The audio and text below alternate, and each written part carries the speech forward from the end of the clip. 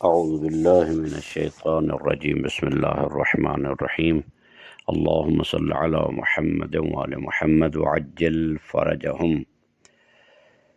پروردگار عالم آپ سب کی توفیقات خیر میں اضافہ فرمائے۔ چند ایک سوالات ہیں فقہی اور ان کے جوابات۔ سوال یہ ہے کہ جب انسان زیارت عاشوراء کا سجدہ کرنا چاہے اور باقی قرآن مجید کے مستحب اور واجب سجدے جو ہیں وہ کرنا چاہے تو اس وقت کیا باوضو ہونا ضروری ہے اور عورتوں کے لیے حجاب یعنی سر پہ دوپٹہ چادر ماخنہ وغیرہ لینا واجب ہے ضروری ہے یا نہیں ہے؟ تو اس کا جواب یہ ہے کہ نہ تو ان سجدوں کے لیے یعنی قرآن کے واجب سجدے زیارت عاشوراء کا سجدہ اور مستحب باقی سجدے جو ہیں ان کے لیے وضو کرنا واجب نہیں ہے، اور عورت کے لیے باحجاب ہونا واجب نہیں ہے۔ ہو تو اچھا ہے لیکن باحجاب ہونا واجب نہیں ہے۔ ایک اور سوال ہے کہ حائض یعنی حائض وہ عورت کہ جس کو ماہانہ عادت آتی ہے، پیریڈ آتے ہیں، تو اس کے بارے میں سوال ہے کہ کیا وہ آیات جن میں سجدہ واجب ہے، 4 آیات قرآن مجید میں، کیا ان کو سن سکتی ہے؟ البتہ پڑھنا تو حرام ہے، تلاوت کرنا حرام ہے، کیا وہ سن سکتی ہے؟ تو فرماتے ہیں کہ سننا جائز ہے، سننا جائز ہے، اور اگر آیت سجدہ کو سن لے تو اسی حالت میں سجدہ واجب ہے، اسی حالت میں سجدہ کرے۔ اور ایک سوال ہے کہ حائض عورت ہے تو آیات قرآن کا پڑھنا کتنی آیات پر وہ اکتفا کر سکتی ہے؟ جس طرح کہ جنابت والا شخص ہوتا ہے، آیا 7 آیات پر اکتفا کرے یا 7 سے زیادہ بھی پڑھ سکتے ہیں؟ تو اس کا جواب یہ ہے کہ لازم نہیں ہے کہ 7 آیات پر ہی قناعت کر لے اور اکتفا کرے، بلکہ تمام قرآنی آیات جو ہیں وہ پڑھ سکتی ہیں، سوائے ان 4 آیات کے کہ جن میں سجدہ واجب ہے، ان کو تلاوت نہیں کر سکتے خواتین۔ اور البتہ اس چیز کا خیال رکھنا چاہیے کہ اس کا کوئی بدن کا کوئی حصہ بھی قرآن مجید کی جو رائٹنگ ہے، لکھائی ہے، اس کے ساتھ ٹچ نہ ہونے پائے۔ تو ایک اور مسئلہ یہ ہے کہ 5 کام جو ہے وہ 5 کام جنوب پر حرام ہیں۔ 5واں ہے کہ ایک آیات سجدہ، لیکن غیر آیات سجدہ اس میں کوئی حرج نہیں ہے، وہ آیات جن میں سجدہ واجب نہیں ہے، مثلا وہ صورتیں، وہاں کوئی حرج نہیں، وہیں پڑھ سکتے ہیں۔ تمام مراجع فرماتے ہیں کہ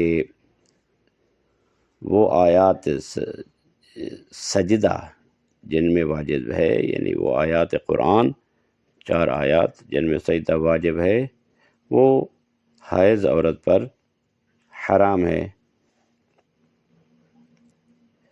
لیکن ان کے سننے میں کوئی حرج نہیں ہے، اور آیت سجدہ اگر وہ سن لے تو اس وقت سجدہ بجا لے آئے۔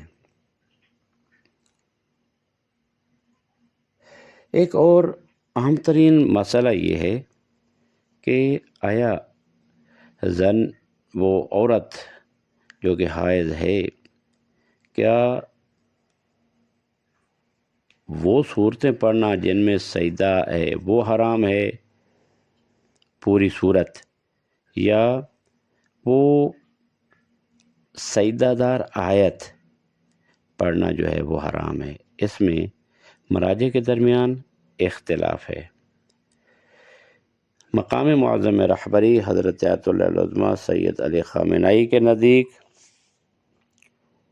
یہ ہے کہ باقی تمام صورتوں کا پڑھنا، حتیٰ کہ سجدہ والی صورت کا پڑھنا، اس میں کوئی مشکل نہیں ہے، عورت پڑھ سکتی ہے، لیکن فقط وہ آیت سجدہ نہ پڑھے۔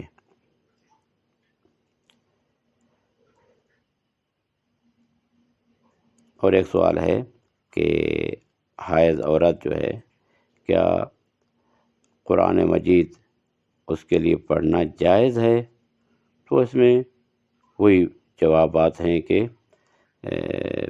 اگرچہ کراہت ہے، لیکن واجب سجدہ کے علاوہ باقی صورتوں کو پڑھنا اس کے لیے جائز ہے۔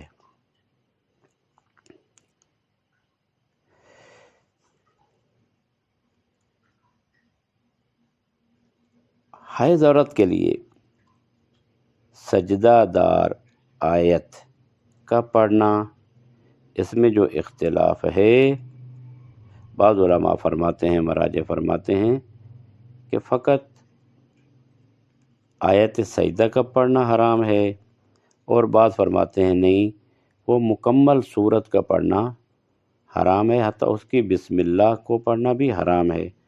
اس میں بعض علماء کے درمیان اختلاف ہے، وہ آپ کی خدمت میں عرض کر رہا ہوں۔ آیت اللہ العظمیٰ امام خمینی، آیت اللہ بہجت، آیت اللہ فاضل، آیت اللہ نوری حمدانی، وہ فرماتے ہیں کہ سجدہ دار آیت کے علاوہ باقی سورت کا پڑھنا بھی حرام ہے، یعنی وہ سورت جس میں سجدہ واجب ہے۔ ایک تو سجدہ والی آیت ہو گئی، یہ علماء فرماتے ہیں، مراجع فرماتے ہیں کہ باقی تمام سورت کا پڑھنا بھی اس کے لیے حرام ہے۔ کچھ مراجع جن میں آیت اللہ تبریزی، آیت اللہ خامنہئی، آیت اللہ سستانی، آیت اللہ صافی گلپائگانی، آیت اللہ مکارم شیرازی، یہ فرماتے ہیں فقط سجدہ دار آیت کو پڑھنا حرام ہے، اور باقی سورت کا پڑھنا جائز ہے، حرام نہیں ہے۔ اور آیت اللہ وحید خراسانی یہ فرماتے ہیں کہ سجدہ دار آیت کا پڑھنا حرام ہے، اور احتیاط واجب کی بنا پر باقی تمام صورت جن میں سجدہ واجب ہے، 4 صورتیں، احتیاط واجب کی بنا پر ان صورتوں کا پڑھنا بھی حرام ہے۔ اور اسی طرح حائض عورت کے بارے میں سوال ہے کہ کیا جو عورتیں حافظ قرآن ہیں تو وہ کیا ماہیانہ جو عادت ہے، یعنی جب پیریڈ آتے ہیں، تو کیا وہ قرآنی سی ڈی اور قرآنی کیسٹ سے استفادہ کرتے ہوئے وہ قرآن کو سن سکتی ہیں یا نہیں سن سکتی؟ تو اس کے بارے میں تمام مراجع فرماتے ہیں کہ کوئی مشکل نہیں ہے، واجب سجدہ والی صورتوں کو سننا حرام نہیں ہے، اور اگر آیت سجدہ دار اس میں آئے تو اس کے لیے ضروری ہے کہ اسی وقت جو ہے وہ سجدہ کرے۔